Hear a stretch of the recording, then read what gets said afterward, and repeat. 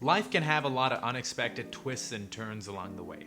One day we might be going about our routines, and another day it can feel like we're putting out 100 fires.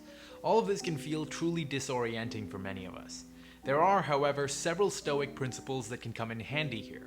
One of them is the dichotomy of control, or as it's known more widely, the locus of control.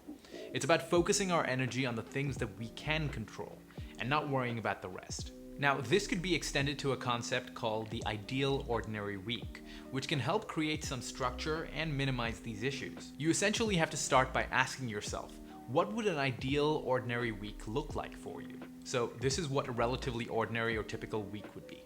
Not one where you're experiencing something unusual or you're on vacation or whatever. It's ideal because this is something that you have a desire to make a reality, but it is possible.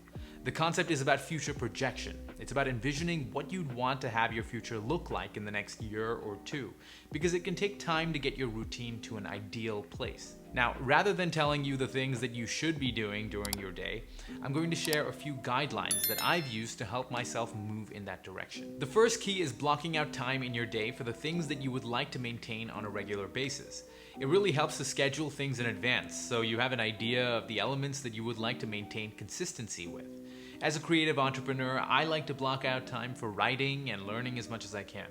I also need to dedicate time to fitness and relaxation. This can all vary for you depending on how your life is set up. Maybe you need to find time to spend with your family, or for meetings, or for meditation.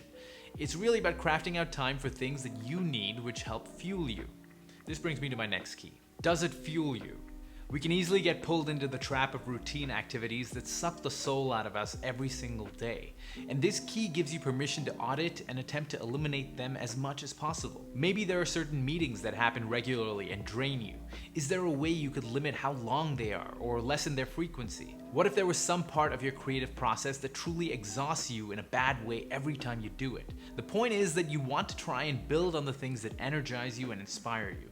And the ones that don't, you can restrict, delegate them to someone else, or even automate them somehow. The final key is about setting up your intentions. If you've been following this channel for any length of time, you know that this channel is all about intentional productivity and doing things not just for the sake of doing them, but because they actually bring you or others value. For me, a lot of weeks look different depending on the projects that I'm working on, so an ideal ordinary week is unlikely to look identical all the time.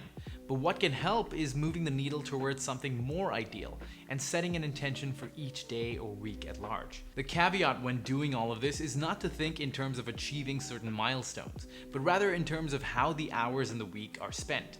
Naturally, milestones and goals are necessary in our lives. They keep us driven and provide us with something to strive for.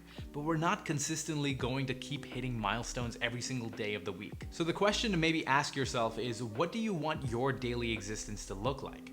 How do you want to fill up the hours in your day so that you can go to bed at night with a sense of positivity and satisfaction? That's what would be ideal for me. And if you feel the same way, then this framework might be the thing for you. Thanks for watching. See you next time. Don't forget to like, subscribe, and share this video if you found it helpful.